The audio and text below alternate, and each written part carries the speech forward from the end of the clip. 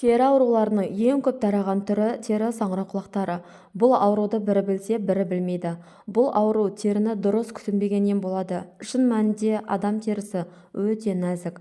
Теріні дұрыс күтуді өмірдің өзі талап етеді. Ендеше медицинада зең саңырауқұлағы, яғни грибок деген атпен белгілі дертті біліп жүрудің артықшылығы жоқ. Сіздермен бірге шипагер ТВ арнасы.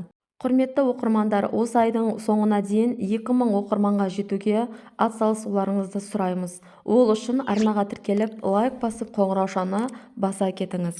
Біз күнделікті бетпен қолға көп назар аударамыз. Сондықтан аяқ пен тырнақтарыңызды бір сәт күтім керектігін ұмытпағандарыңыз жөн.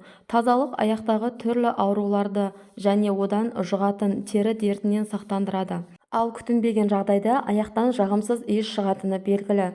Дүниежүзілік денсаулық сақтау ұйымының деректеріне жүгінсек, әр 5-ші адам жер бетінде патогенді зең саңырауқұлақтарымен ауырады. Ол адам терісін, шаштарын, тырнақтарын және ішкі құрылыстарын зақымдайды. Келесі кезекте өздеріңіз асыға күтіп отырған емдеу жолдарын ұсынамын.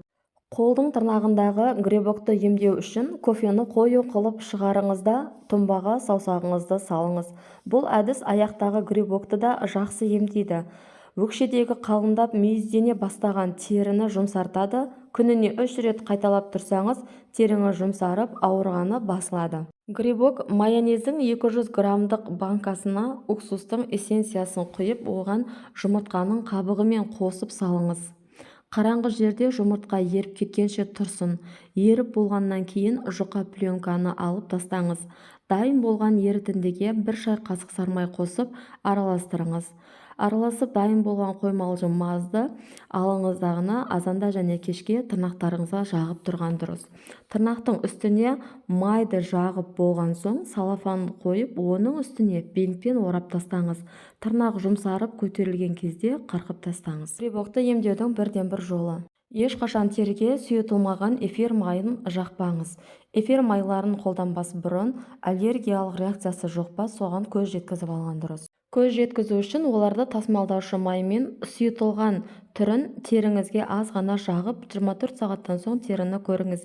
Тері қызарған болса, май сізге жарамайды деген сөз. Сода қосылған шайырлы сабын. Тырнақтарыңызға шай ағашының майын жағыңыз. Бұны істеудің ең оңай жолы мақта тампоны мен шай ағашының майын зайтун майына араластыруға болады. Бірақ алдымен бұл майдың сіздің денеңізге, теріңізге аллергиялық реакциясы жоқ па, соны біліп алған дұрыс. Сіздерге ең керемет, ең күрделі рецепті ұсынамын. Ол үшін бізге 4 кесе су, жарты кесе ас содасы және де алма сіркесінен 1/4 бөлігі ғана қажет. Осы қоспалардың барлығын бір-біріне жақсылап араластырып, тырнақтарыңызға жағып қоясыздар. Құрметті көрермендер, осы айтып өткен ақпараттар сіздерге пайдалы болған болса, достарыңызбен, таныстарыңызбен, туыстарыңызбен бөлісіп отырыңыздар және де дәл осы видеоның астында өз пікірлеріңізді қалдырыңыздар. Сіздердің пікірлеріңіз мен үшін өте маңызды. Келесі видеода кездескенше сау болыңыздар. Сіздермен болған Шипагер ТВ арнасы.